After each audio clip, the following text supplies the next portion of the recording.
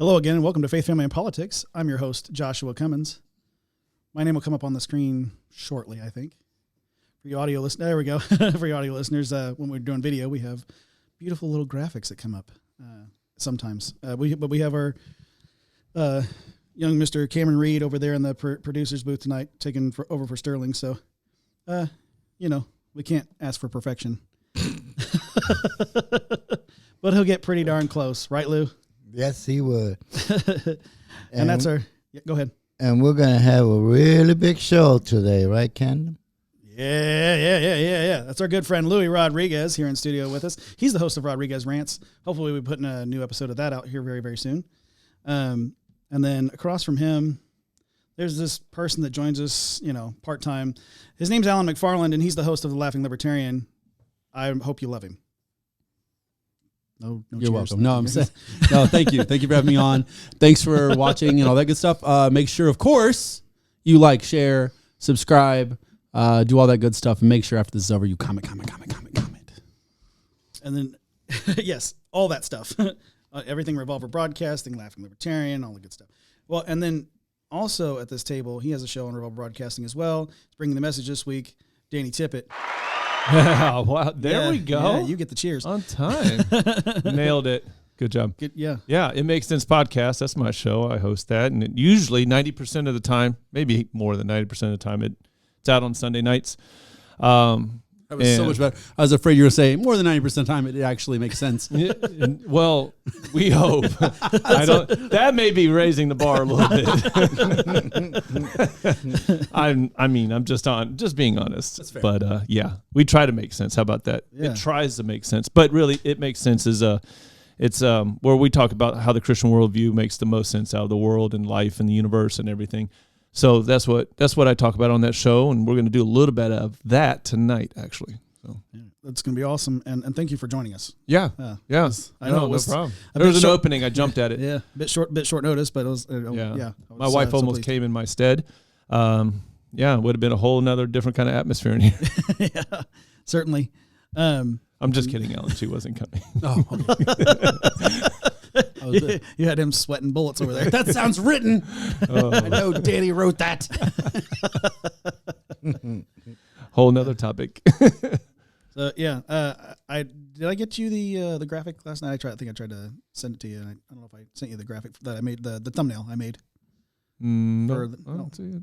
Okay, well, you get to see the thumbnail right now. Yeah, let's see it. Go ahead and yep.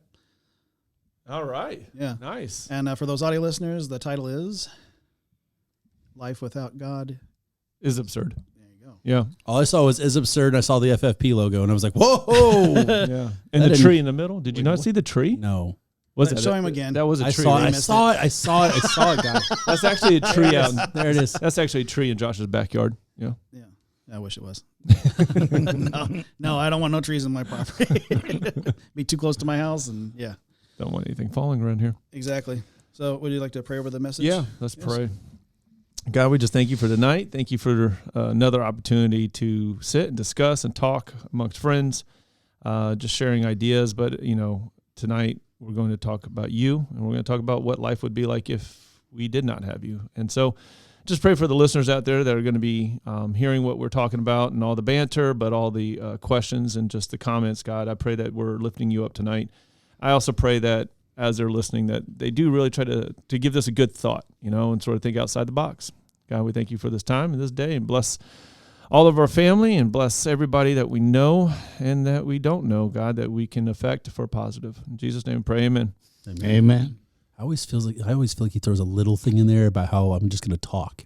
He's like, end the banter.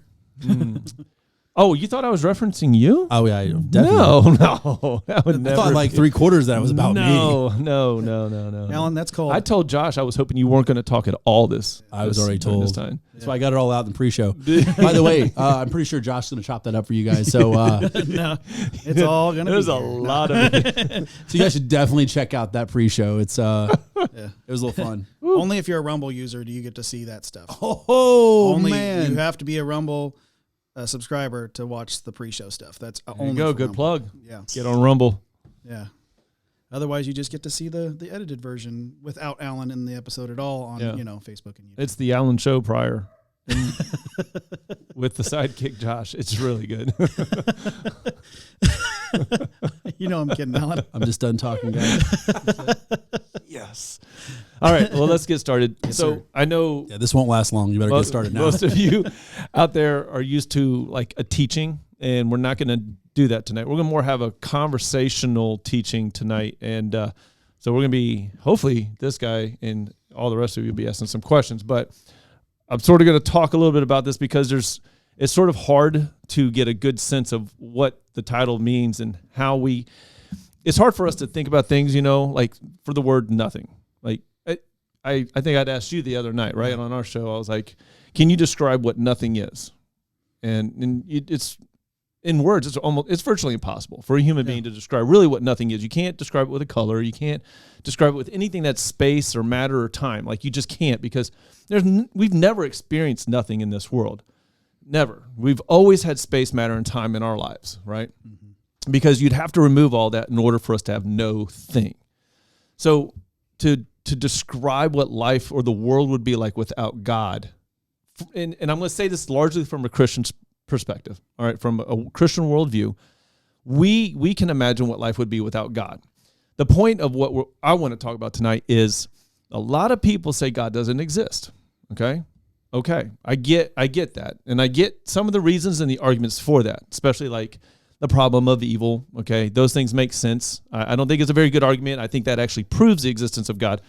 But what are the implications when you actually say God doesn't exist? And so this title is actually from a lecture that I listened to from William Lane Craig. I don't know if you've ever heard of him. He's a huge apologist, philosopher, really good at what he does. And in this lecture, he talks about life from the perspective of if God didn't exist, what would it be? And so we're going to sort of approach that first and sort of make some claims on what life would be without God. But then we're going to look at the reality of it. Like, what is our reality? And if God would be like this without him here, but we live in this reality, what's that implying, or what does that mean, right? Yeah. Okay, so a few things. When we think about God not existing, let's go ahead and start with the premise that in a secularist or naturalist worldview, they believe that everything started from basically an accident, okay, right? Something came from nothing, and that nothing blew up into something somehow, some way, but not on purpose, accidentally, completely random, no meaning or value or anything behind that, okay? And then somehow, some way, and I'm going to step away from the impossibility of just that particular event right there, but let's just say it happened somehow, some way, after a bunch of failures. I mean, so many failures that, every single atom in the universe, which is uncountable. You just can't even imagine how many that would be. Somehow, even one coming together would be virtually impossible, but let's just say it did. And then let's just say all the rest of them, and here we are. What is the implication of saying God doesn't exist in an accidental world? And so here's the claim. No meaning, ultimately no meaning, ultimately no value, and ultimately no purpose. And so let's break that down. And this is where I want, guys, even if you know the answer or maybe suspect the answer, ask the question anyway, okay, along this lines. And I want to try to stay on topic because it could get real easy to get into a lot of rabbit trails on this. So what we're saying is if God didn't exist and everything started accidentally, and we want to think about this, right? If there's an accident that happened from a creation of something, somebody accidentally created a robot, they had no purpose in creating it. So that at that moment, that robot has no purpose. It has no reason, no value, no nothing, because it wasn't created for a reason. It wasn't created for value. It wasn't created for anything, okay?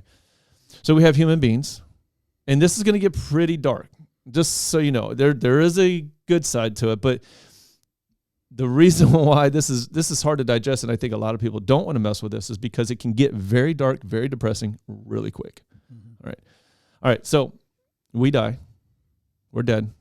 No immortality. No immortality in heaven or in hell, okay? Either way, no immortality. We're dead, we're done, we're gone. There's nothing, right? How do we derive purpose from an accidental universe that was created accidentally without purpose and random? if God doesn't exist, where do we derive? And these are the questions I like to ask people that like to say God doesn't exist. Where do we find our purpose? Where do we find our meaning, and where do we find our value? And I'm not just saying value as human beings. I'm saying value in anything. What is the value of having children? What is the value of bettering ourselves to get the promotion? What is the value in helping the old lady across the street? Being moral. Right? What is the value in, and not even just in being moral, but working towards anything, having goals, right? What would be the purpose of us being alive? If we end up dying and there's nothing, and there's a lot of people that do believe that they may even believe God exists, because I'm going to say this, we have to have immortality and we have to have God. We can't just have immortality and we can't just have God. There has to be both. So, and then of course God gives us the immortality, so there's that. So what do we do with this? All right, so my first statement is no ultimate meaning. So how can a universe as accidentally made have meaning, value, and purpose? Atheism tries to answer these questions, but is left wanting because it is only logical to assume that man, being an accidental byproduct, and now you can get these, this isn't just something I'm coming up with. Dawkins, right? Jean-Paul Sartre, let's see, Bertrand Russell. I mean, these are all famous atheists, okay? Some dead, some alive still, that have said these things. They have literally said that we're just biomechanical machines. We're just byproducts of nature. We're basically orphaned kids is what we are. We have no parent and we have no reason. We have no purpose. We're just these natural accidents that are here that are just living through life. And if you really want to boil it down, we don't even have a reason to live. Like we're just alive. We have no reason to live. You even look at the animal kingdom, and this will get into the second part of this. You get into the animal kingdom, they strive to live. They strive to survive. But there's a difference between us and them. We ask why. Why do we? Why? What is our purpose? Why? Animals don't do that. Everything they get is instinctual and then learned by experience. Okay. Some people will try to use compassion. That's not the separation between it. But compassion is not compassion is not something that is solely only for human beings. Animals can have compassion, but that's not a sign that they're on the same level as we are, because animals don't ask why. They don't care to know their purpose. They live life for survival and to try to continue on, but they don't even try to continue on because, you know what, if I don't have kids, then my legacy's dead. They don't care about legacy. They're living to live, to survive, because they know that breathing is better than not breathing, but they don't even know what it means to be. Consciousness for them is not even a thing. So here we are asking why, and we're trying to seek why, even as atheists are asking why. And so what these people are saying is being an accidental byproduct of nature resulting from matter, time, and chance can only move through life by responding to its environment and adapting by trial and error. There's no reason to do otherwise. This is an atheistic doctrine, more or less. This is a point of view. This is largely accepted in the atheist world. Now, with that statement, we have to look at that. What are those implications? Now, as Christians, okay, and would you say you're agnostic? Is that, okay. So you believe there's something there, you just don't know what, right? Okay. So that's even at least a start. So if we just believe, and as Christians we believe that God does exist, we can simply answer this question. We have the Bible that gives us the explanation for why we believe we're here. We know our purpose is to glorify and worship God, right? And to pass this on that God does exist in the sinful world to people that don't know him. But for the atheist, there's no purpose in this. So why do they live? Why do they continue on? All right. Mankind is doomed. This is where it gets pretty heavy. Mankind is a doomed race in a dying universe. And this universe is dying. We talked about this last time. Energy can't be destroyed, but it can wane.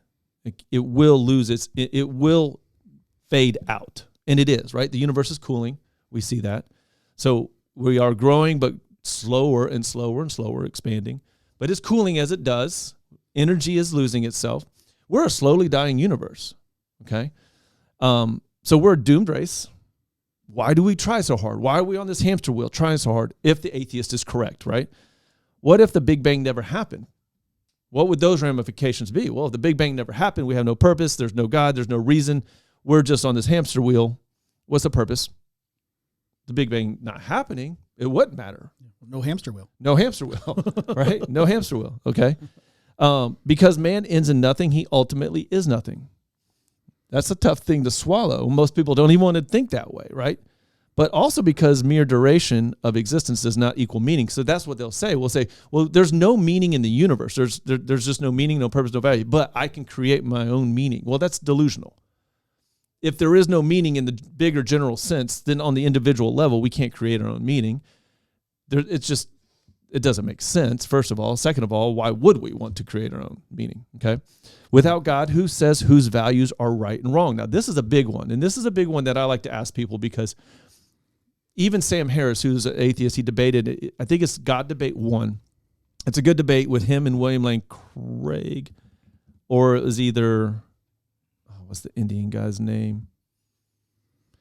It's God Debate 1 or God Debate 2, I can't remember, but he debates that we get our purpose and our well-being and our meaning from, our meaning and our purpose and our value from well-being, okay? Like the well-being of humankind. Like we do things because of the well-being of humankind. Well, think of obligation. What moral obligation do we have to anybody if God doesn't exist? If God doesn't exist, we are not obligated to be moral to anybody because we really need to consider ourselves and take care of ourselves, right? I mean, if you really want to debase it, do we even want to take care of our kids? Because we just want to make sure we live, but there's really no reason to do that. Go ahead. Oh, you and I have already went down this rabbit hole, and it was a long, windy rabbit hole, so I'm letting you go. Okay. Real quick, Dinesh D'Souza. Dinesh D'Souza, thank you. Yeah. Was it him and Sam Harris? I think it was. Hitchens. Hitchens, okay. So it was William Lane Craig and Sam Harris. So the question I have about Sam Harris's point is well-being. Well, who defines that? What about Hitler and Mother Teresa? What's the difference between those two? Hitler's well-being was to kill as many Jews as possible because of how he viewed them. That wasn't very good well-being for the Jews, right? Mother Teresa's well-being is to take care of the poor, right? So who gets to define that? In Sam Harris's view, it's well-being, but who's defining well-being? Sam Harris?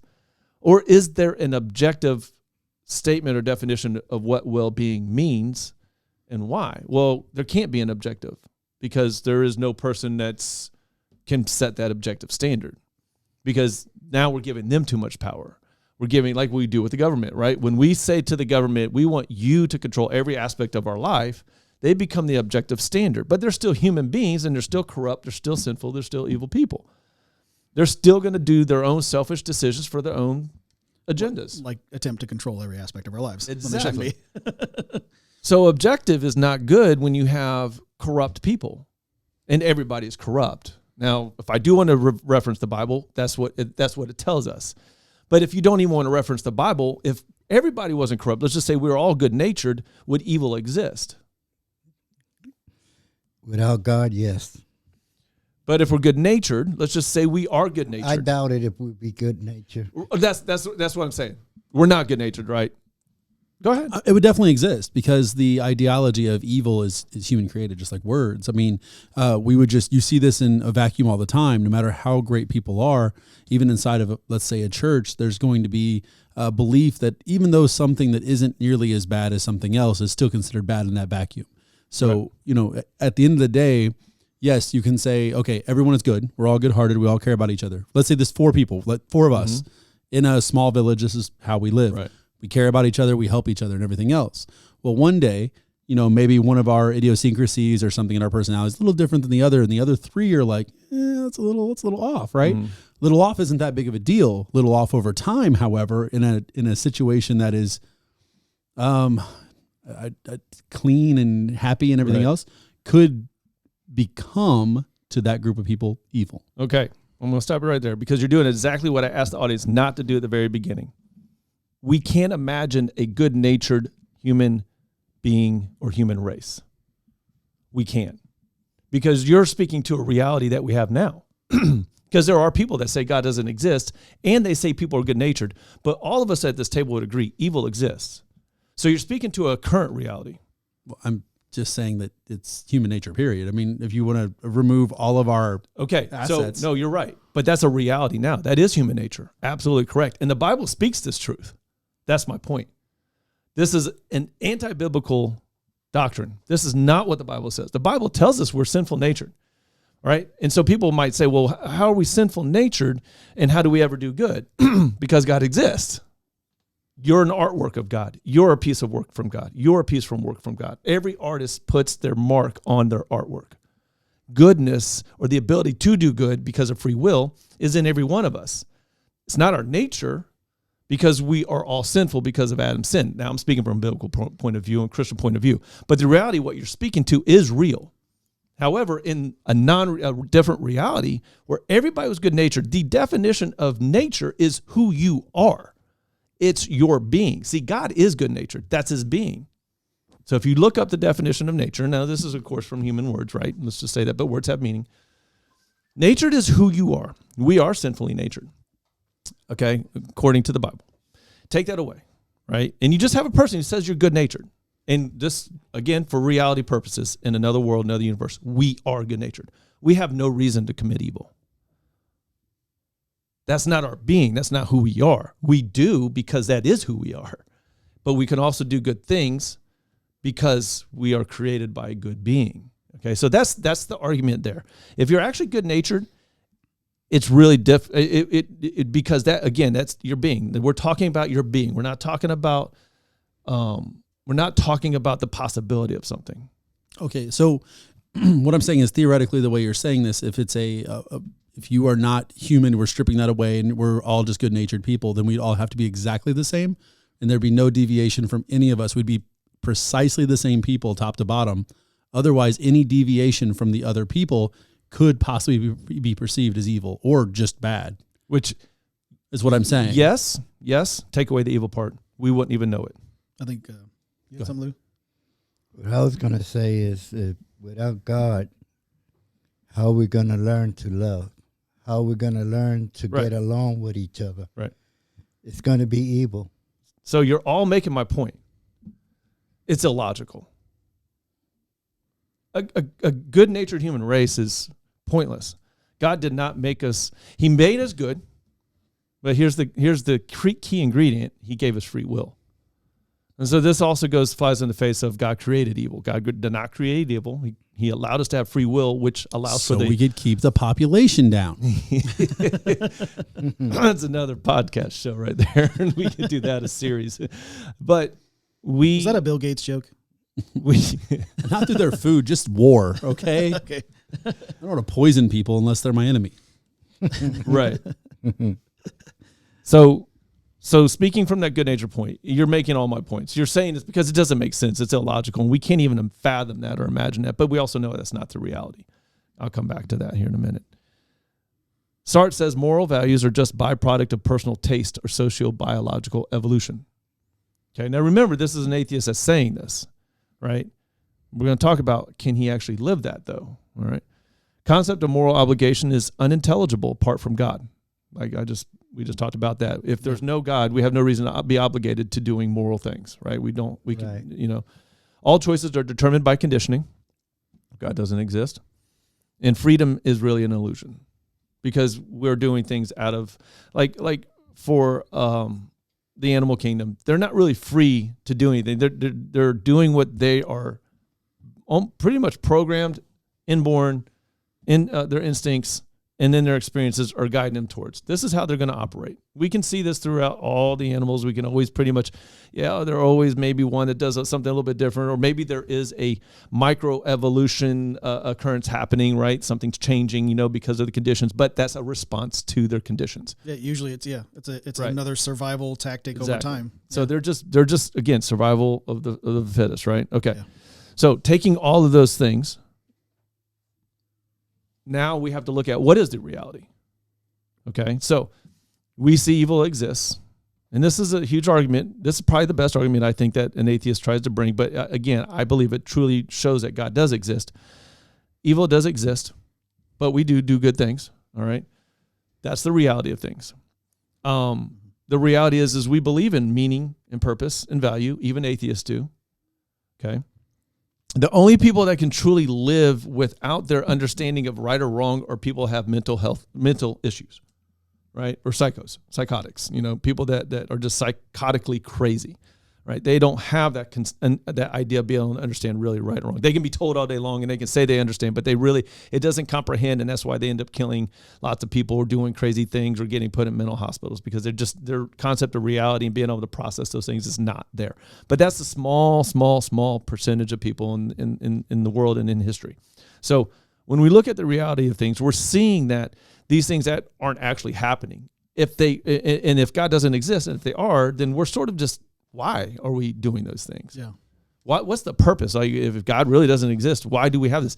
And my argument is these things wouldn't even be, we're talking about an entirely different world that we would live in, where we don't say the words right and wrong, where we don't say the words good and evil, where we don't say anything, because if God doesn't exist, those things don't matter. There's no standard, because the only way you know something is evil is because you know something is good. The only way you know something is on is because you know something is off. The only way you know something is right is because something else is wrong. These are all standards that are by comparison, right? And so we have to decide, where do those things come from? If God doesn't exist, where all of these atheists are trying to tell us God doesn't exist, and now people that don't, maybe they don't even want to label themselves as atheists, but they'll just say, I don't think God exists. They don't think about these things, because what you're literally doing is, I heard this metaphor, I thought it was pretty good. You have a 2-story house. On the first floor, you have all the atheists, okay? That down there's no hope, no meaning, no value, no purpose, no nothing, okay? And they say there isn't, and so they try to live down there. But then they realize they can't live down there, so they walk up to the second floor where God exists. And on the second floor, you find the hope, you find the meaning, you find the purpose, you find the value. And they steal that, and so they know they can't live that way, but they want to talk like they have to live that way, but they don't expect anybody else around them to live that way, okay? Just the mere conversation of this and saying, just this ability to talk about these things, right? This is one of those why times. Why do we want to say God exists? Because the alternative is terrible. And this is where we can look in history and society. We can look at secular regimes. We can look at people that did not believe in God and how that started to trend them towards murderous acts, or torture, or even those who had many gods, where they were pantheistic about their gods, where they excuse me, where they were pantheistic about their gods, and they had many gods. They had a god for every single individual little thing. Right. That God doesn't have anything to do with this God, so they lose their moral ground. They don't have anything to settle on, because there's a singular God for each individual thing in their life. They're actually making up their gods just to try to appease the things that they're struggling with or thinking about. Yeah. So when we get down to this, I mean, we can look at secularism has risen tremendously in the last 100 years, in the last, say, 200 years, right? And with that, we've also seen, just in the last century, one of the deadliest centuries the world has ever known, okay? And really just in the last, let's see, from 1900 to 2000, we have seen more deaths put together just from these, you look at Hitler, you look at Pol Pot, you look at Stalin, you look at Lenin, you look at, just the communist Mao Zedong, these people that rejected God, said he didn't exist, forced their people to live that way, forced a whole generation that they taught and they grew up, and they killed without remorse. They tortured without remorse. I mean, you listen to some of the science experiments that they did in the Nazi camps, and we're just talking about people that have no concept of what they're doing, or either they're so evil they don't care. But the U.S. government bought the results to those tests because it actually has pushed our medical fields further. Some of them, I will say some of them. Couple of stories, and I mean, that's not saying that we're any better in a lot of ways, right? I mean, that's a good point, because we even injected minorities back in the 60s with MK Ultra. Is that what you're talking about? Acid? No, he's talking about infertility drugs. Not infertility, but you know what I'm saying? And they didn't even know it. Like that's just cruel, right? That's just cruel. And so and studied them under the guise of taking care of them. Right. Tuskegee? Yeah. So that's gonna grow.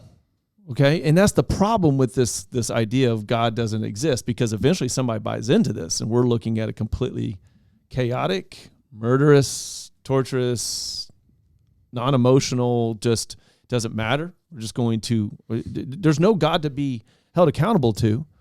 So I can do whatever I want. It really doesn't matter. It becomes I am God is what it becomes. I am God. There's no one I need to answer to. So. Yeah, absolutely. So what are those alternatives? Without God, there's no hope for man, right? Without God, there's only despair. Without God, right? How do we comfort ourselves? And this is the problem that the atheist has, because we look at the world and though we see a lot of evil, and we see in some ways that evil growing, and we know that it will if we believe in what Revelation tells us, but we also see a growing goodness. We see God's people growing. We see a greater divide. Some people will say, well, Christians are just getting smaller and smaller. Well, I to some degree, I believe we're growing, but the divide is coming greater. And there's becoming a more stark difference. And so you're going to see more of the Christians on the one side and more of the non-Christians on the other side. But as this world continues to become more secular, people are just going to be, well, what do I do? Well, I don't want to believe in God. I don't want to believe He exists.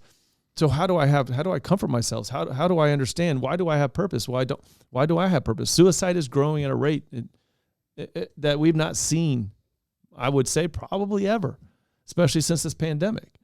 A lot of hopelessness in these homes. A lot of these kids, the kids' suicide rate, the child suicide rate, ideation, all of that, attempts and everything is just growing leaps and bounds. And so what you're telling me is that atheists need to be stronger than the normal person. Mentally stronger. You don't want to believe in God, you just got to be stronger. That's good luck. Yeah. Good luck with that. Where's that fortitude coming from? Yeah. So I'll end with this, and then we can move on. The Christian worldview makes the most sense out of this life and universe, right? Biblical Christianity provides two conditions necessary for meaningful, valuable, and purposeful life: God or immortality. I said that earlier, right? Mm-hmm. God provides the immortality. The immortality gives us hope, and the hope is not just to live longer, but to live with God. And then there is also the ability to reject God, and your hope is to not be with God, to be with your buddies in hell partying, or so you hope, right? But the immortality is there regardless. And the person who put it there was God. And so it depends on what do you think of God? So we'll look from the agnostic standpoint. I'm not going to get deep into this, but the next logical question is, okay, well, if God does exist, which God is it? I'm sure you might have asked yourself or had some conversations about that from time to time. Really, my whole standpoint is that I believe in God. Mm-hmm. I just don't give Jesus his props. I don't give him his clout. Right. So, which I think is still a form of that. I think it's still a form of which God exists, because if Jesus says He's God, and you know what I mean, and why do I need to break down which God? Right. If there is one God, you don't have to. Right. Exactly. So that's why I look at everyone's personal beliefs. I just go, I believe in a God. I just need one. That's it. I'm not polytheistic, but it skews a little different from you guys. But that's yeah. Well, God said that not to worship any other gods but Him. Yeah. That's including God, Jesus. Yeah. Because that's another image. And you're not supposed to praise on that. Explain only yourself. God. Explain yourself. Because God is a jealous God, and He's the only one that should be worshipped. So that's what it says on the Bible. So you're saying Jesus is not God? No. I'm saying that He's His Son, but He's not a God that we should worship. We got to worship the God that made Him. So I would disagree. Maybe that'd be a conversation for later. But you could disagree or agree, but I agree that Jesus is not the main man there. It's God. God made him so He could only come down here and kill our sins. That's what He was made for. Jesus existed when God the Father, God the Son, God the Holy Spirit have always existed. That's eternal. Yeah. So Jesus has always been around. No, God didn't make him. He's never been around. That's not what the Bible. That's not biblical. He came afterwards. A conversation for later, for sure. It's, we'll have to work on that one later. It may be a little bit more circular. Yeah. So, anyways, Bible affirms that life is ultimately significant. Man has eternal life. This is fulfillment of human existence and what man was made for, eternity with God.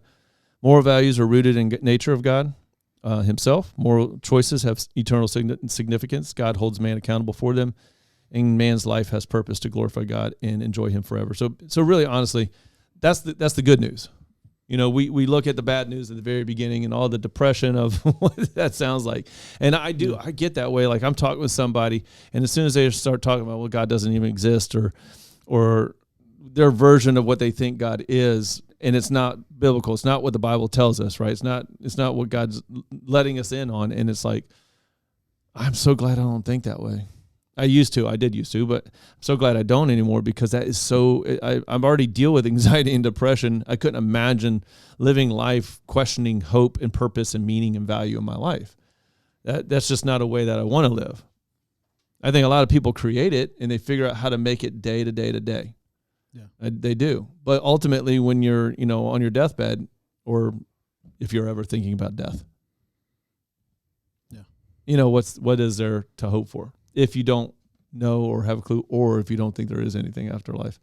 What's the point? What's the point of everything all the years prior? What am I here for? So life without God is absurd, in my opinion. There you go. And try to consider that. Somebody tells you God doesn't exist. Well, tell me what life would be like if God didn't exist. I want to know. Let them answer that. Yeah, yeah, I wouldn't want to imagine it. Mm-mm. I mean, I guess it's just, you wouldn't even have creation, really. So, but that would be the ultimate beginning. Like, let's say, oops, something just happened randomly, and then now but then you just have automatons because there's no free will, because it wasn't gifted. It wasn't gifted to the individuals. So then they're not individuals. They're just automatons that are wandering around, and they don't ask why, because they never get consciousness given to them. Yeah. Given all over the place. Gifted to them to even think why. Yeah. So then you don't have perspectives. Yeah.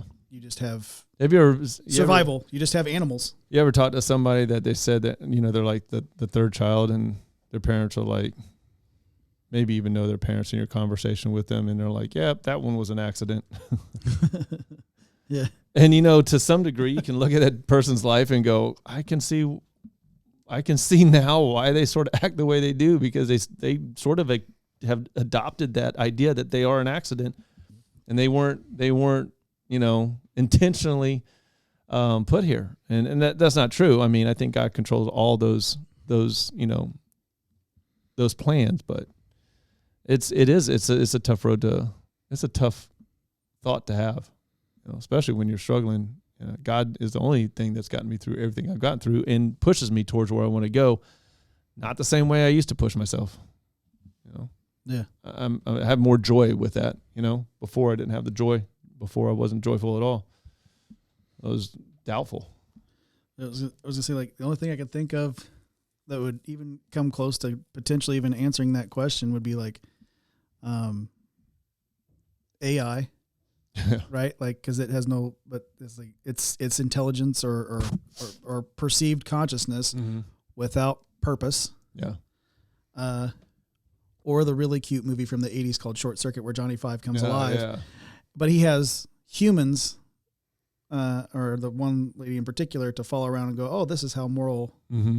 This is my moral compass.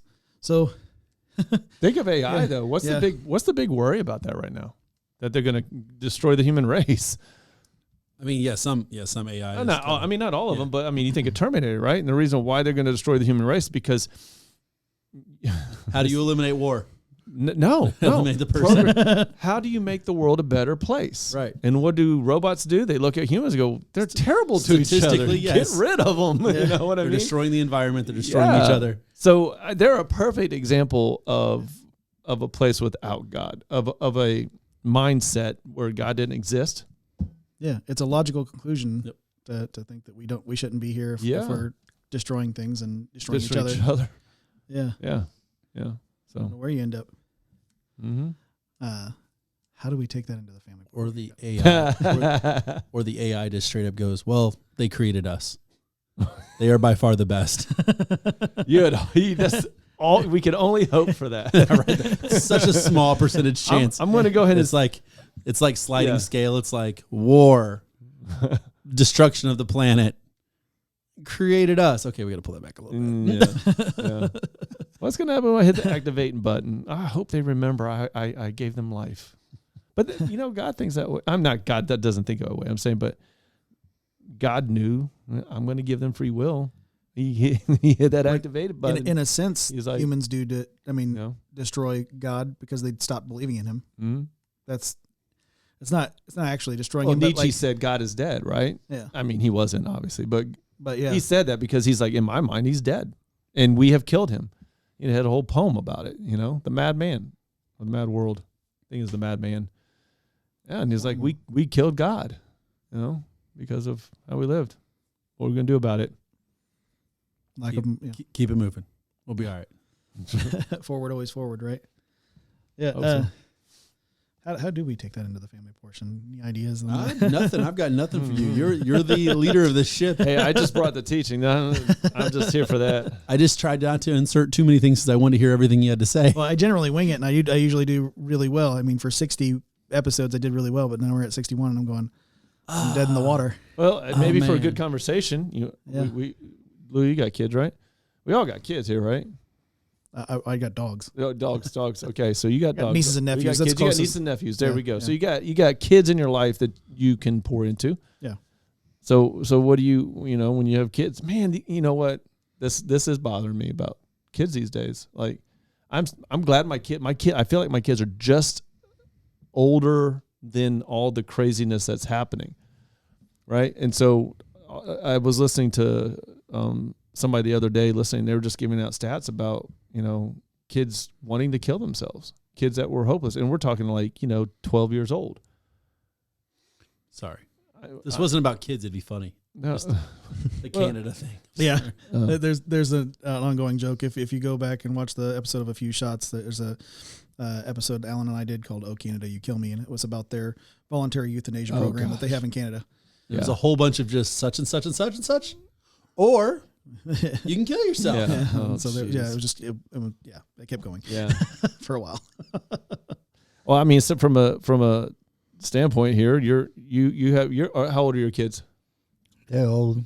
So they're older. Okay, adults. The one that just died was 45. So okay, adults then, right? Okay, mine are teenagers. You've got nieces and nephews probably on the spectrum range, of they ages, range, right? And you've got your daughter, I got a 12-year-old, yeah. Okay, so I mean, we're all over the place. So, and we have different viewpoints. Okay, so Josh, probably you and I are more online with the Christian viewpoint and the worldview there, but it's still in this world teaching our kids, like, we want to make sure that my kids deal with it and they get the blessing of anxiety and that DNA is almost passed along to them because my son dealt with it at an early age. Praise the Lord that I recognize at my age and I could see it in him, and we've talked about it. So he's done a very good job of learning how to cope with that and have victory over that. But yeah, talking to our kids about when we're presented with this idea, if God doesn't exist, who do they turn to? Well, hopefully we as parents don't fail them. Right? But we're going to. I mean, that's inevitable. We're not perfect, so we're going to fail them. So if we fail them and Uncle John fails them and Aunt, Mary fails them, and then they look to their teacher who they love, but then that teacher, adults after adults, they're always going to fail us. People are always going to fail us. Then where do we find that rock to lean on when we're in our deepest, darkest, most toughest depths of despair? Who do we lean on, And then how do we have victory? I think of somebody in my family right now who has dealt with addictions for a long time, and it's a vicious cycle. He can't get out of it. He just can't.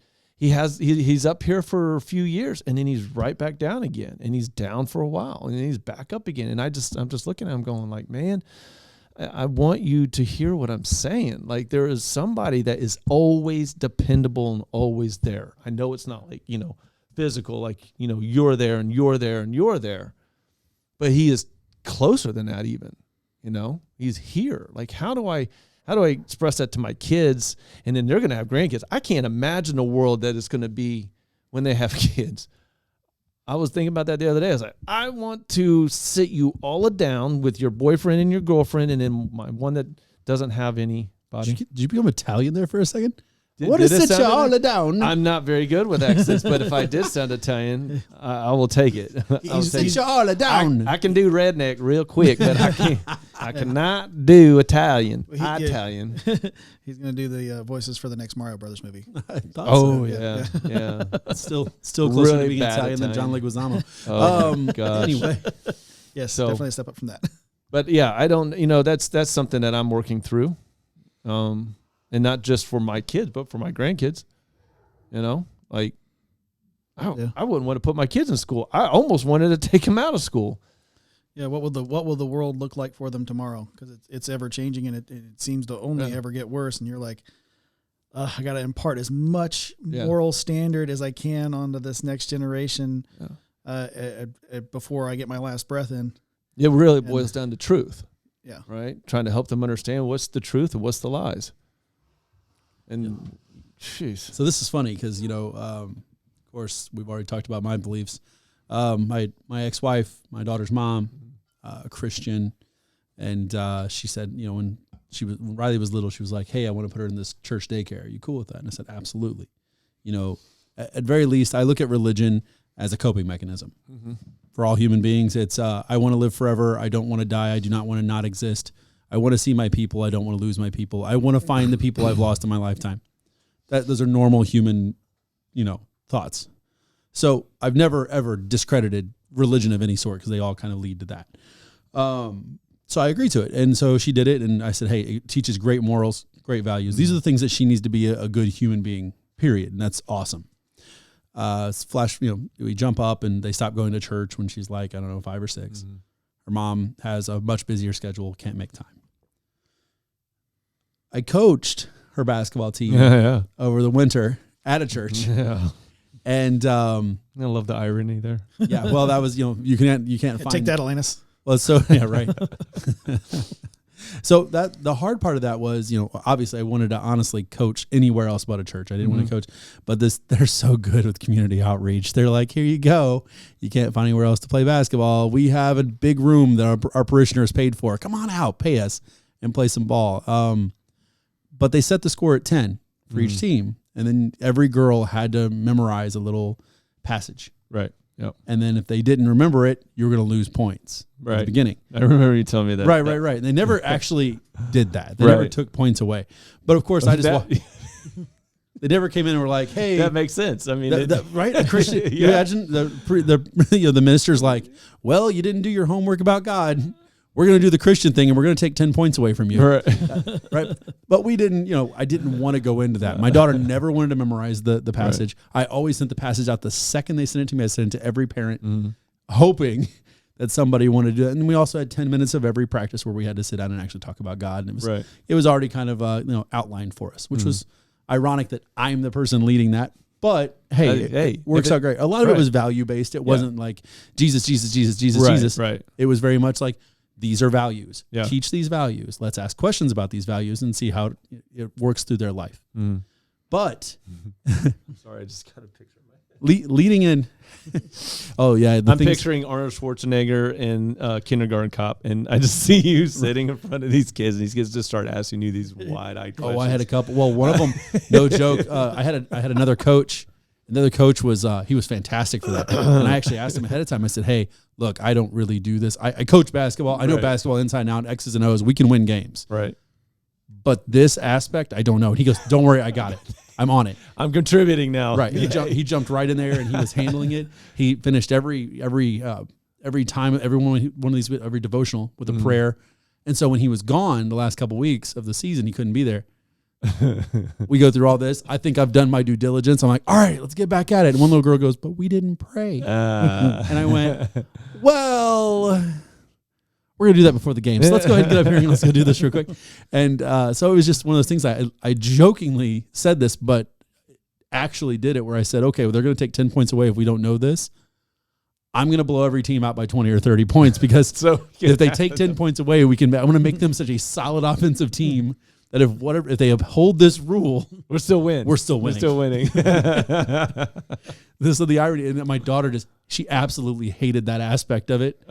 And none of my girls, even my most religious and devout girls there with amazing parents, that were very devout, none of them ever remembered it unless we were game 2, unless we were the second game in a doubleheader. Right. And then they remembered it because one girl on the other team in game 1 said it.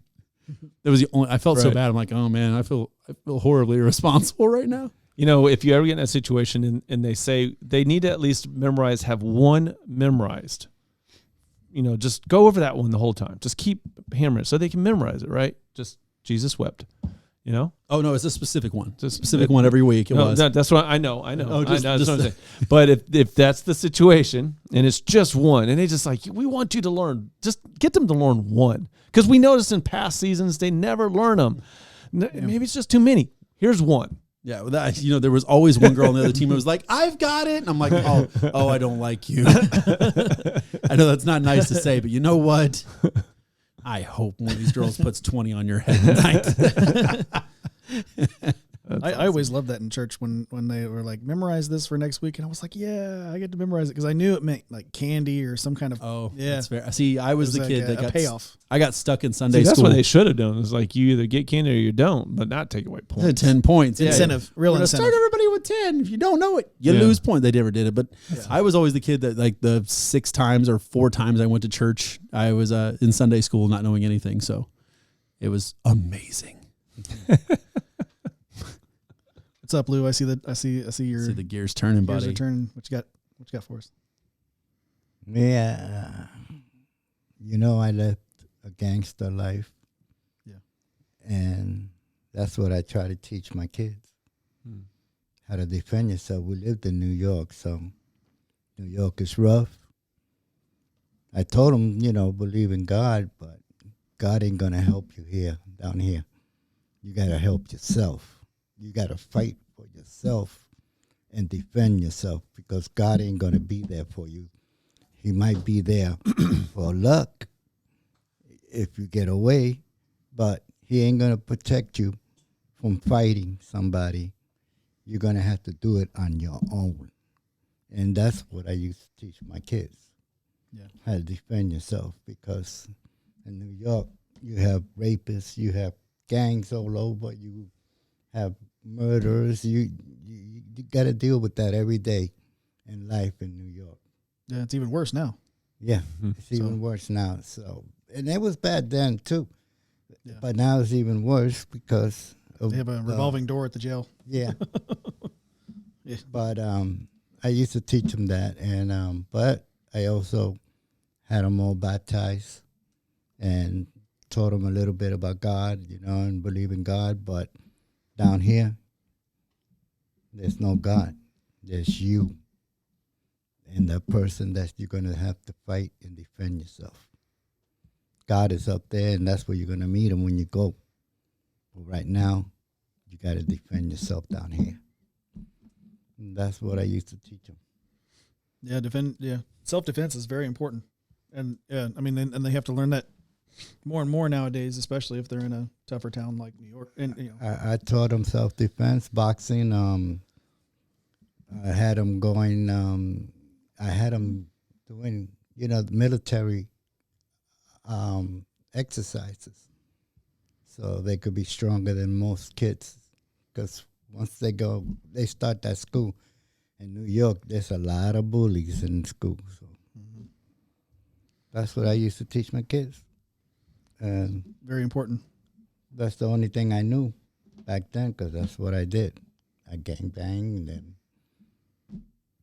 that's what I knew. Well, you told them one good thing, for sure. I mean, 2 good things, really. You said God and defend yourself, right? Those are 2 very good things to teach your kids. That's why now nobody gets over them. They defend themselves. Even the girls. The girls are pretty good. They're good fighters. Now, you told me the girls are tougher than the boys. Yeah. Your kids.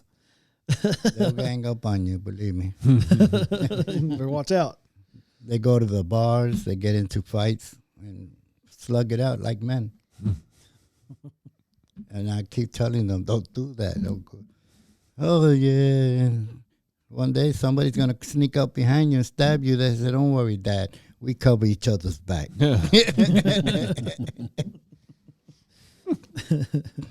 Those are my kids. Tough as nails, I bet. I don't know if that's the right way, but that's the way I was taught, and that's what I learned, and I try to teach them so they could survive. You can't teach them something you don't know, right? Like I always say, you don't know what you don't know, right? So as long as you're passing skills down and hopefully those skills are being applied properly, then, I mean, hey, it's what you know. It's all you can do. We got to parent with what we have. And I always taught them not to be bullies. Never be a bully. Let them start the fight, you finish. Because I didn't like bullies myself, you know. I didn't like that, and I didn't want my kids to be like that either. Mm-hmm. Yeah, I agree with that. I dealt with a lot of bullying when I was in my 6th and 7th grade year in school. Me too. 6th grade. Yeah. I got beat up every day for the color of my skin. It was kind of interesting to go through that every single day. Do something about that already? I know. I got to do something about this reverse tan. But yeah, it was just they just decided he's white and let's just beat him up every single day, and it was a terrible experience, and it almost caused me to think very bad things about another race. But my parents said no. Those are those particular kids. They were taught wrong. That's not everyone. It's not a blanket. It's not a blanket thing. And it took me a little bit to come to that conclusion. Even though they taught me right. They taught me correctly. And I'm glad that they did, because, I mean, I would have been a very hateful person because of that situation. So they imparted that wisdom onto me. And so when I got into high school, and I now had knowledge of some martial arts. Alan was there for some of the beginnings of when we started learning Taekwondo when we were small. Yeah. Remember the butterfly that we used to have to do at the beginning class? Oh, geez, yeah. We benefited. There was an after-school program. It was like $1 a class. It was awesome. Like these guys came in for $1 a class per student. Like $50 a class now, right? Yeah, probably. Yeah. Yeah, and there's a studio where the VFW hall used to be over there, so they're still over there, I think. But yeah, and I learned some boxing from one of my other friends' fathers, because he was a Golden Glove. So so I had learned how to defend myself and defend myself really well. But I chose not only to defend myself, but when I saw it happen to other people, i.e. bullies, like Louis was talking about, I stood in the way a lot. Yeah, and got me in some trouble, but I just couldn't stand by and watch it happen, because I had already been through it, and I'm like, okay, this is not gonna keep happening. Yeah. So I appreciate you bringing that up, Louis, because bullies, you suck. Yep, they do. And my son also helped a lot of kids here in Indianapolis from being bullied. That's good. They defended them, just like you was doing. And so one good thing came out of them, you know. And I'm glad about that. Yeah, it's good. I think you did a good job. I think they're still alive, except one that he died because of the liquor, but all the other ones are doing good and they're all right. Yeah. They're surviving. You've imparted some knowledge to your daughter here recently, haven't you, Alan? No, I don't talk to that little girl. She's just like me. I can't talk to her. About what? What are you bringing up? I impart knowledge to that girl every single day. Oh, yeah. So what was the most recent thing? I don't know. How to properly eat candy? I don't know. What, are we going into something where I need to come up with? Do I need to fill time? Is this filling time, yes, Josh? Yes. Jeez. I actually in early. I think, yeah. I always go perfect. Actually, we left you 2 hours. You should be saying yeah. No, it's good. Yeah, it's good. Yeah. So I only promised that I'd be quiet for 30 minutes. Cam said you were perfect, so I'm going to go with that. Thank you, Cam. He even I gave appreciate the you. hand sign. I'm going to look right past him. That's fair. To you. That's fair. Yeah. I wonder how many people actually think that Danny and I don't actually get along off camera. Oh, I'm certain. I actually have a man crush on Alan, so So do I. Me, I have a man crush on me. They do. I mean, Danny. That makes sense. They send heart emojis to each other on the cell phone, and it's That's a how little strange. That's how I sidestep Jesus, is having a man crush on myself, Danny. Like, I really believe in myself. You've been distracting me too lately, so I'm not making videos anymore. I feel uncomfortable. See, this is what the pre-show actually looks like, guys. So go over to Rumble and check that out. Yeah. Hey, you got just a little taste, a little Just a little bit, just a snippet of it. Yeah, just a little bit there. That's your freebie. Yeah, Now go over to Rumble. my favorite thing, everyone out there, my favorite thing is when I say something, because I'm like this every episode, right? Yeah. Like looking at everybody else. My favorite thing is when I turn around and I see anyone, usually Cam, Sterling, anybody back there, Austin, Ryan, their faces down, bright red. I feel like I'm doing my job. you are. Yeah. You are. Yeah, exactly. You are. But oh man, I really wish I could remember what my daughter said to me the other day. I am totally blanking, because she decided to stay at her mom's house for a few days this week, spend some quality time with her mom. And she called me and she's like, "Hey Dad, I'm gonna go and stay at Mom's house for the rest of the week. You cool with that?" I was like, "Why do you hate me?" All right, and she went on. She was like, "Do you want a list?" I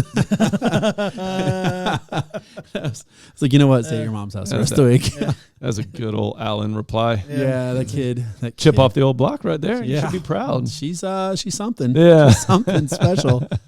But no, and that's, a lot of times when I look at a lot of these, like my kid has like the exact same view I have. So I'm really cautious about that, right? Like I don't necessarily want her to think the way I think. Because again, I'm not here to teach her what to think. Yeah, exactly. I'm here to teach her How to think. Say it with us. How to think. Yeah. So, He's just afraid that she's going to compete against him and be better. that's actually that's legit. That's the truth right there. It won't be long before she's dunking on him just in the basketball court. Yeah. She's so tall already. That was the funniest thing. I took her to training the other day, and the trainer, which I'm super sad he's not going to be back here anymore. He moved down by Louisville. He had her doing some kind of, she was guarding a boy that was the same age as her. And when they checked ball and she actually had the ball, she cut right around him. She's way faster than the kid. And so, but then she'd get there and she'd like stop. And it's the difference between like the way boys and girls play. Boys typically are way more aggressive. Yeah. And they draw fouls a lot more. Yeah. Girls don't typically draw as many fouls because they kind of stop. And he's like, and I felt bad because this other boy, he wasn't as athletically inclined. Words are hard, people. And his dad was a like muscled monster. He's like, right. And the trainer's like, "You're beating him around the corner every single time. Just score on him every single time. Go up." I'm looking over like, hey, trainer guy. Not going to say his name. His dad is bigger than both of us. Like, I'm happy. Stop humiliating. Yes. Stop humiliating the boy. He's just like, "You have amazing. What other sports do you play? You have amazing footwork." I'm like, "Oh yeah, that's my girl. Hey, yeah. You have this amazing wingspan. Just go up on him. You're beating him around the corner every single time." I'm like, "Just stop that part. Stop that part. Wait till they leave, and then we can talk about the pros here." Yeah. That dude's massive. Well, that's more proof that she's going to be dunking on you soon. I know. I definitely know, man. And I don't know. Like, I still kind of wow her with a lot of stuff, but I don't know how much longer that's gonna go. Like, Well, speaking of people dunking on people, Peter Ducey boom. dunked on karinejeanpierre. That's the segue we were looking for earlier. So coming from Real Clear Politics this week, we have an article and then 2 short videos that'll come back to back for us. A 2 short video? We can't play that on your program. I use program. Depends on the song. Yes, you did. Congratulations. Welcome to the club. I know that's painful for you. Coming from realclearpolitics.com, karinejeanpierre calls Peter Ducey dramatic for asking where she got data that immigration was down 90%. Ooh. White House Press Secretary karinejeanpierre on Tuesday told Fox News correspondent Peter Ducey to bring down the dramatics after the reporter asked where she got the statistic that illegal migration has fallen by more than 90%. Jeanpierre clarified that she was talking about the parolee program and not all illegal migrants in general. It's not the way she phrased it. Man. And we'll get to see that here shortly. You got something to say real quick? Oh man, you know how they found out it was down 90%? They checked the population of South America and realized there's nobody there. Right? Like that's what I'm thinking right there. Like, wow, we did a census and everybody's here. And that'll lead us to our first video. Go ahead and pull that up if you can, Cam. So this is in El Paso, Texas.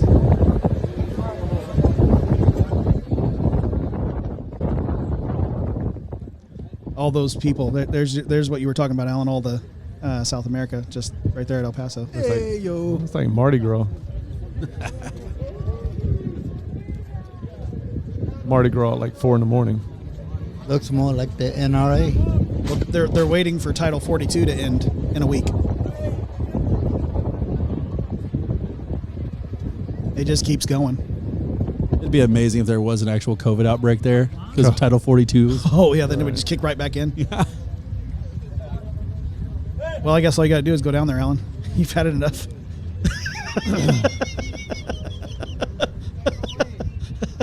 It's enough from you. That right there shows that COVID is a lie. Because those people are all stacked up in one area, and none of them, I bet you, got COVID. I mean, none of them. That's not wrong. That's a very valid point. Thank you, Louis. I don't know why they don't stop the mass in the hospitals already and stopping people from not wearing them. Oh yeah. So yeah. People aren't wearing any. There's no masks down there. You can see that they're all. You're right. They're all bunched up on each other. There's no masks. But also they're all of South America, right, Alan? Yeah, right. And so it's like 15 people walking around like, I got to run all these businesses. Well, there's only they'll probably wind up with a bodega somewhere, you Right. know, Really, selling candy and there's only 2 other families I have to do roofs for. I mean, if you ask Kamalaharris, she'll say, "Well, somebody's got to pick the berries," is what she said. So that's awful. Yeah.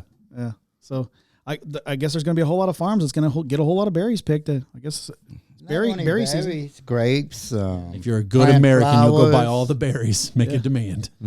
Great demand. Somebody's got to pick up the poop from the dogs and the cows and the. Who was it who made the horses. made comment?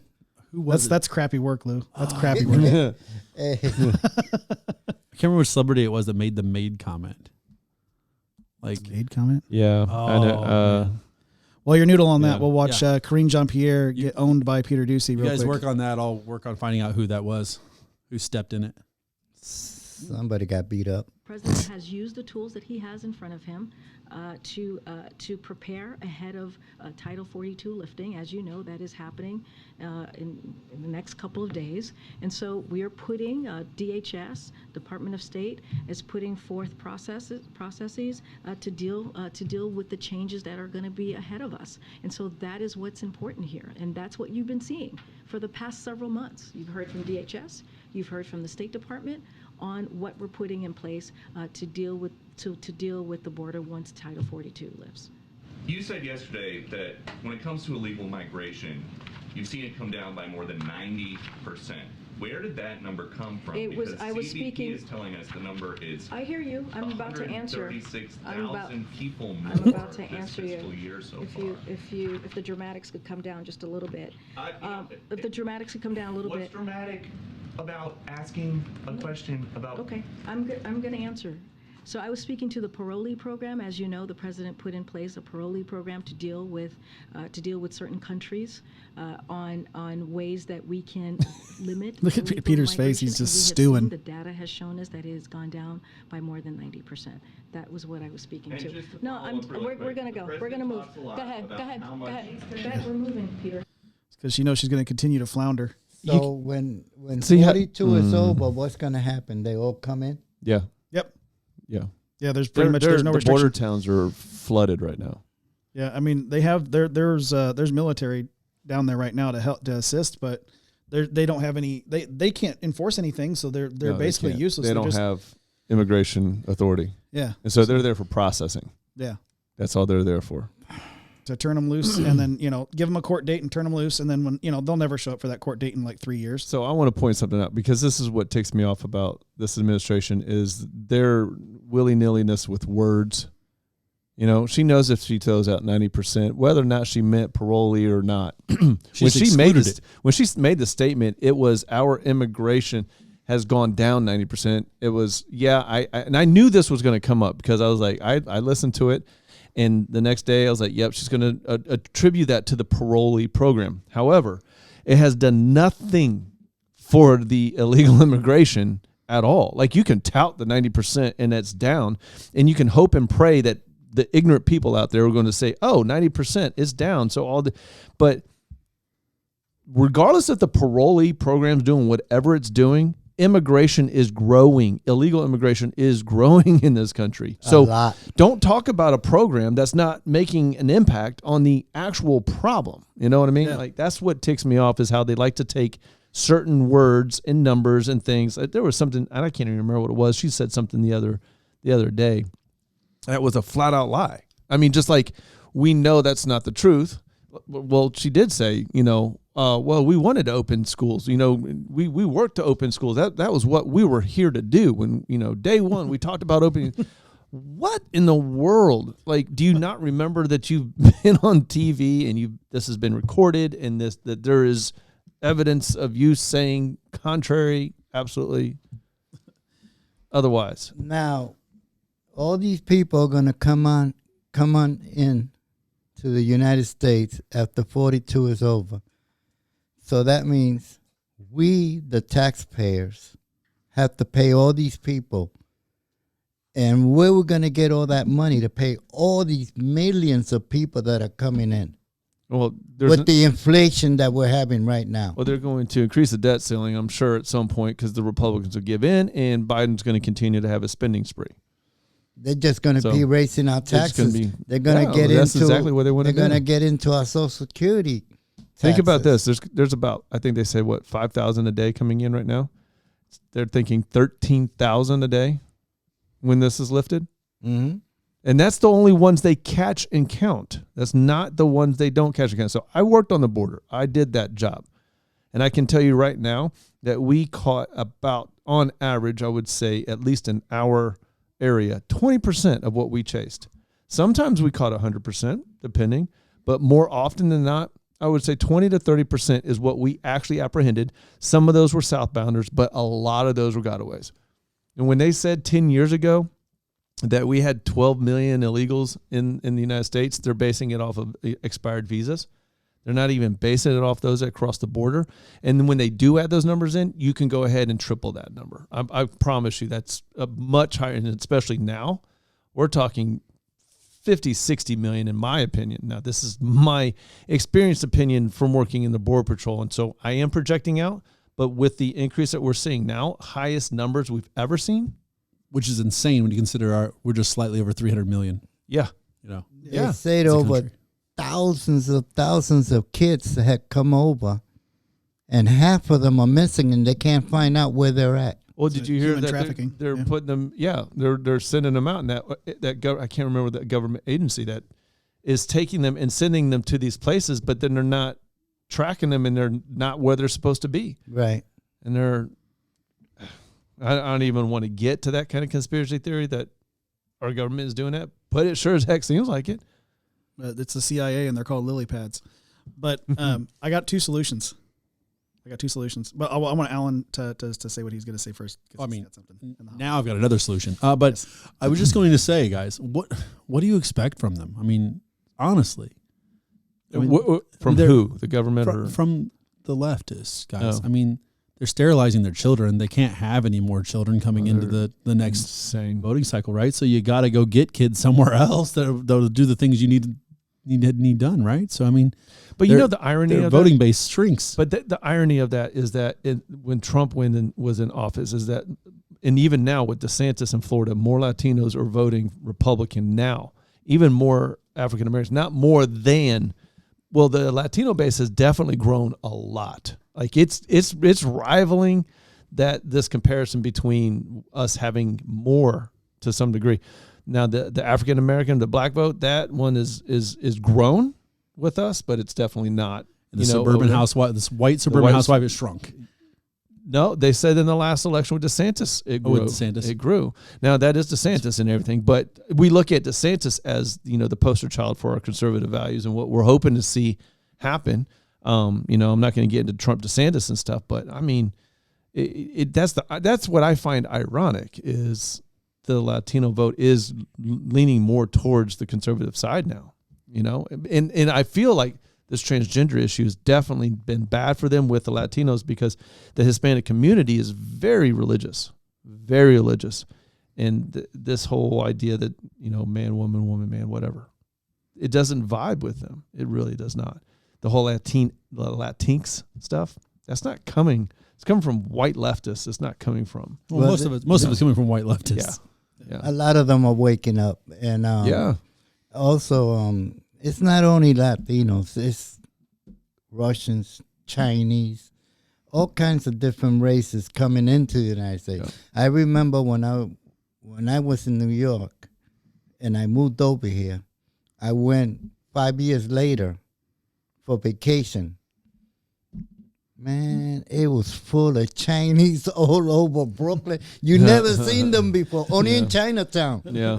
When I went back, they were all over. Brooklyn, Manhattan. I said, where did all these people come from? They run away from communism. But now they're getting upset because they're seeing it start over here. They're like, wait, we got away from all that. Look, we can get over you bringing COVID, but leave your communism, please. Well, I got two solutions for this border. Well, we can all become bus drivers. This is my first solution. So, Alan, you can pick them up and take them to Eric Adams. I like it. Okay. I like it. Danny, pick them up and take them to Gretchen Whitmer in Michigan. Sure? I'm pretty sure he's not going to kick this. Eric Adams in New York. Never mind. I can't say that on the show. Yeah, you can't say that on here. I'll go ahead and take them to. I'll go out to California. Take them to Gavin Newsom. I'm sure he'll. Can I make a detour to Martha's Vineyard and drop some off, and then go up? Certainly, yeah. I definitely want to hit Martha's Vineyard. And Louis, I'm sure you'd like to go ahead and drop them off in Chicago for Lori Lightfoot. I'll get my GPS ready. You gotta hurry up. She's almost gone. And then the other solution is maybe we just go ahead and build that big beautiful wall. Yeah. I told somebody that the other day. Speaking of, I don't know. There's just no way to segue this, but Hunter Biden's a terrible person. Can we all agree on that? Yes. And coming from Red State, this is our second article of the night.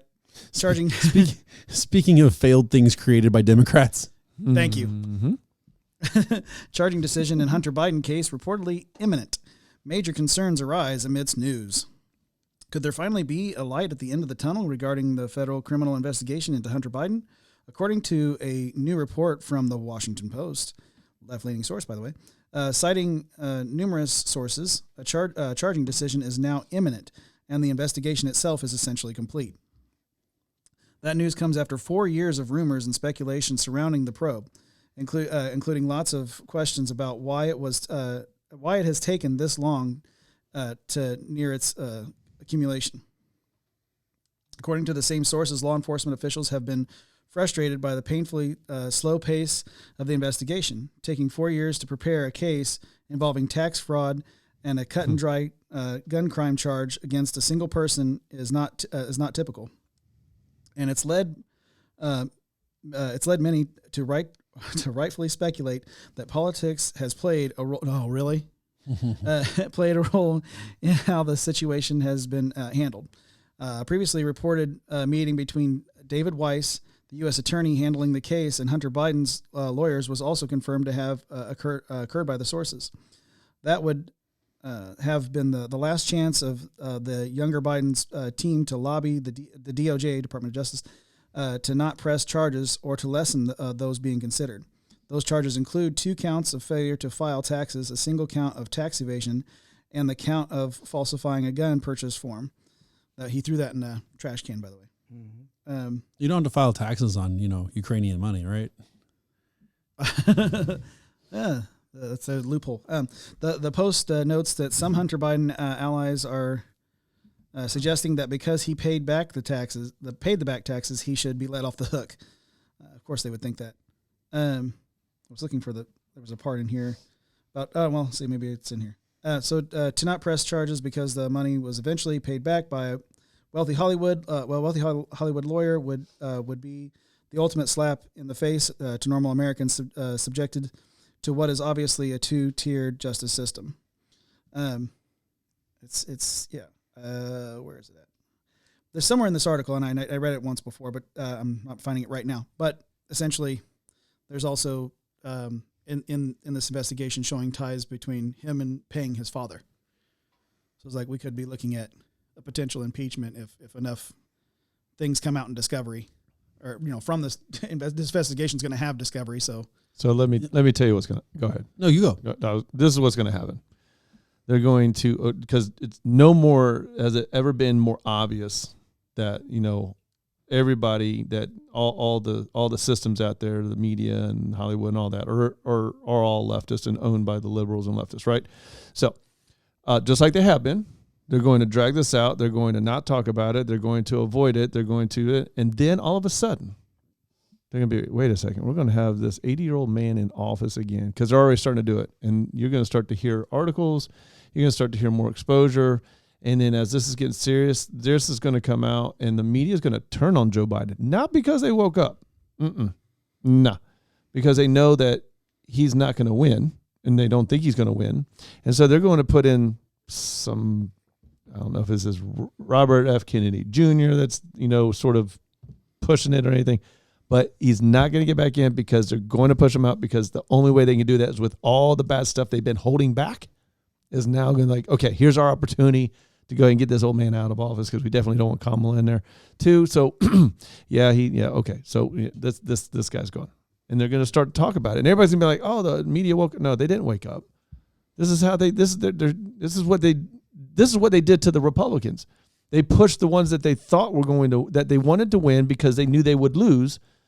So we want him to win the primary, and then he's going to lose in the general election. We don't want this guy because that guy actually has a chance of winning. So let's make sure we go for the other guy. I mean, that was blatantly stated, on record. Their PACs gave money to the big guy. Yeah. This story was actually brought to my attention from Louis this week. So I know you had a little bit to stay on it about the charges coming against Hunter Biden. Oh yeah. Nah, I don't want to say too much about it. I know that he's got to do time. He's got to go to jail. Not only him, his mother. I mean, not his mother. His uncle. Guilty by association. His uncle and sister were all making money. They said 9 of them were. Yeah. In the emails, the 9 are connected to making money. 9, including Big Daddy. Yes. And they all need to be caught and put in jail, because they're all in the racket. They're all trying to make money, and they're all robbing us like crazy. Mm. Yes, Alan. Once his mom's done serving her time, they just pull her urn out and go, just blow the ashes out of the prison. To your point, I was honestly thinking that because the media is owned by leftists, they're all very, I can't say WAPO is actually I think WAPO is just anti whoever's in charge. I think that about the New York Times as well. I think whoever's in charge, because what makes more money for them, right? Staying one way or just flip-flopping every time someone's in office? That's the New York Post. The New York Post, sorry. New York Post, yeah. So Washington Post, they've been left-leaning since their inception, pretty much. I don't know. A lot of these places are very neutral right now because it pays them better to get That's clicks. That's what I'm saying. They're acting like they are. So to go your way, and kind of what I was thinking about there was, it does not benefit them to have anyone in office except Donald Trump. Donald Trump will get them clicks. I will agree with that. Yeah. I mean, I will agree with that, but they don't want him in office because of how. So this is why Putin over there didn't do what he did, because Donald Trump is a loose cannon. Like, you don't know what that guy is going to do. And that's why I think a lot of people on the world stage just sort of like, but then there's like people, well, we're just not liked. Who cares if we're not liked? All right. We have exerted our power again to show we are here. Right. And he stood up and said, this is it. And then he starts making peace deals in the Middle East. Like, for a guy who didn't know really foreign policy before he got in, he did a pretty good job, in my opinion. Yeah. And then he comes out, and then here we go. We've got this Biden guy. I agree with you to a certain point. I think that but the reason why I disagree is because he's not been in office all this time. And even before he decided he was going to run or said he was going to run, they just kept him in the conversation. Right. So because he's the poster child. What I'm saying is polarization pays in media. Yes. Right. He is a significantly polarizing person.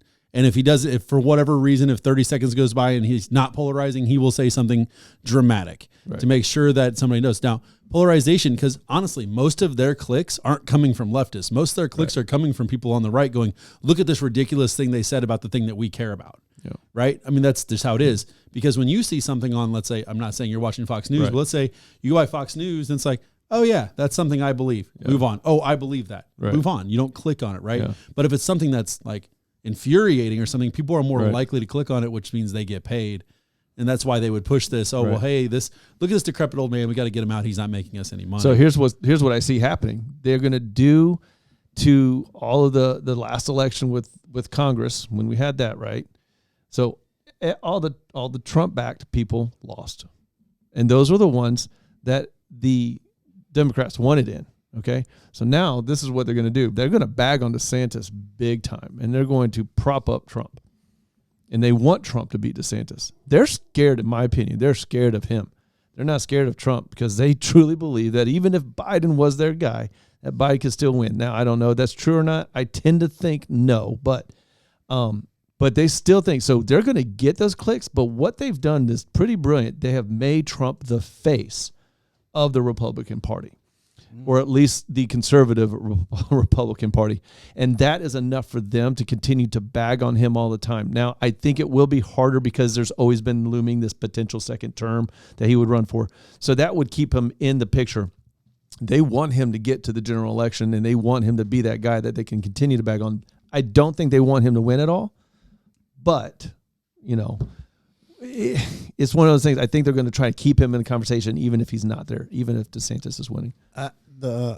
Talking about Hunter, if he gets away, it's because his father found a corrupted judge, and they're probably going to pay him off so his son could get out.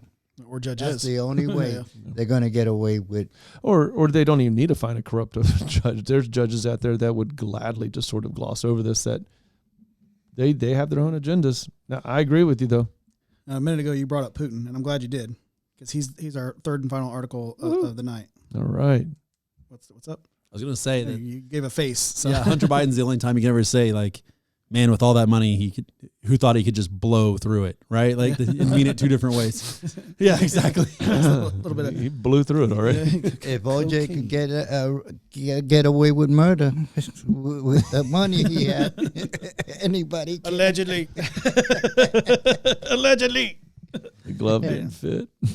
So coming from the 1945, our final article of the night, someone tried to kill Putin. What should Joe Biden do? I don't. That was a false flag, man. What did you think when you saw? Because what I first saw was the first headline I saw was Russians said that the Ukrainian government sent a drone to assassinate Putin, and I went, yeah, of course they'd say that, right? You know, yeah. And so it's here. Vladimir Putin reportedly survived an attempt to assassinate him with 2 drones. Putin immediately blamed Ukrainian authorities. Right. He deserves no sympathy. After all, he began his failed blitzkrieg with attempts to murder Volodymyr Zelensky and decapitate the Ukrainian leadership.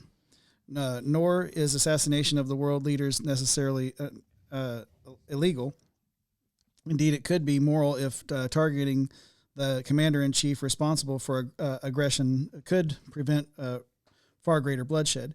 History remembers Colonel Klaus von Stauffenberg, good job, the Wehrmacht officer who tried to assassinate Adolf Hitler with a suitcase bomb in 1944 as a hero and not a villain. That said, Ukrainian culpability is not clear. Flying drones into the heart of the Kremlin is not easy. At the very least, the attack would signal the greatest failure of Russian air defense. West German pilot Matthias Rust landed in his small plane in Red Square in 1987. Whether Ukraine was behind the attack or Putin's own general staff, what is certain is that the perpetrators had inside intelligence. Whomever was behind the drone attack presumably understood both Putin's schedule and where within the Kremlin walls he might be. This fact suggests the purge will soon come soon.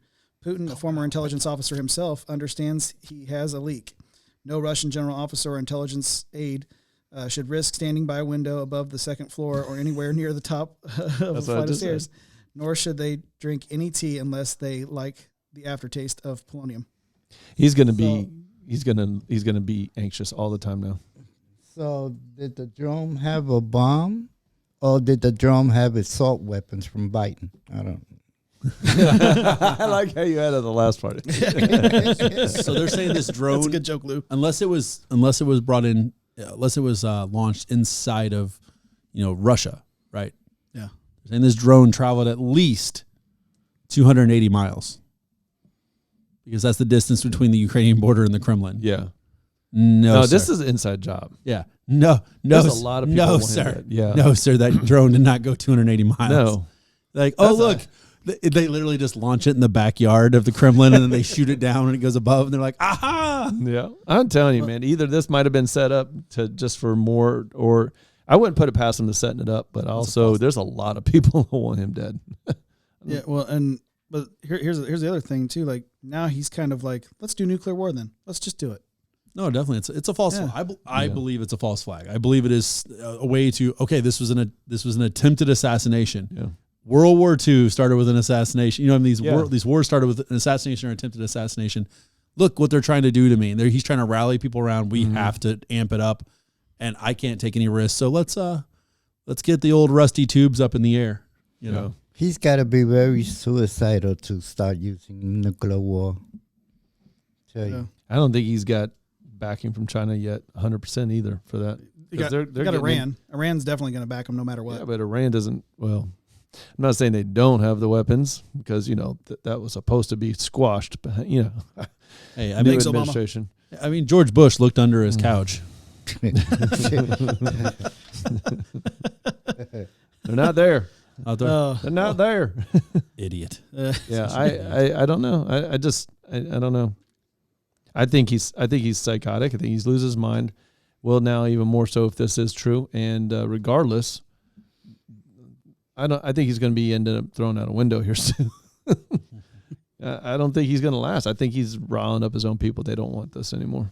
Well, it's like Hitler. Hitler, when he was out there doing that, he had his own people trying to assassinate him. So it's possibility that it could happen to Putin. Yeah. So are you saying that he's putting his foot in his mouth? He is putting his foot in his mouth. And with that dad joke, I think it's a good place for us to get some closing prayer. All right. Get the heck out of Dodge.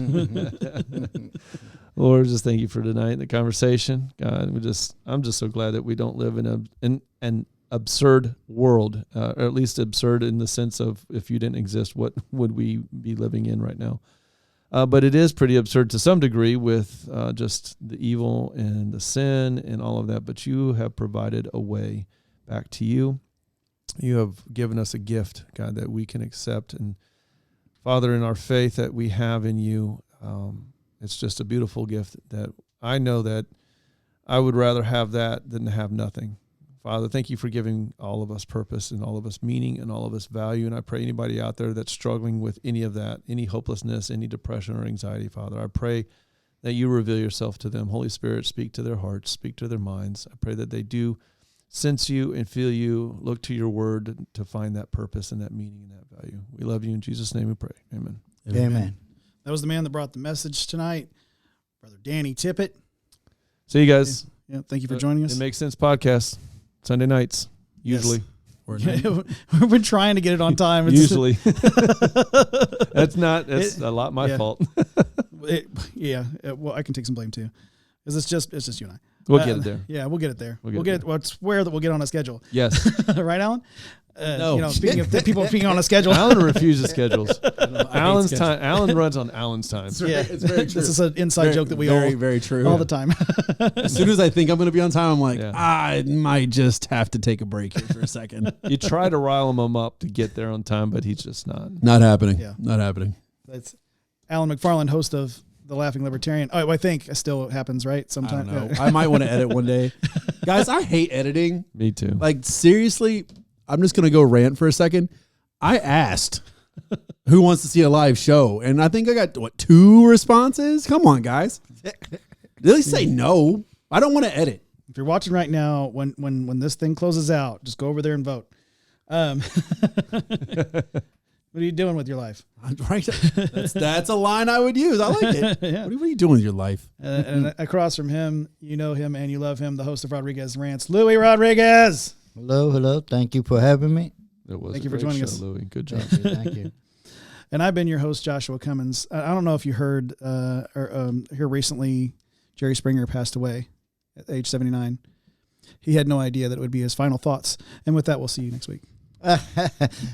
Don't forget about Tucker thrown out of the Fox.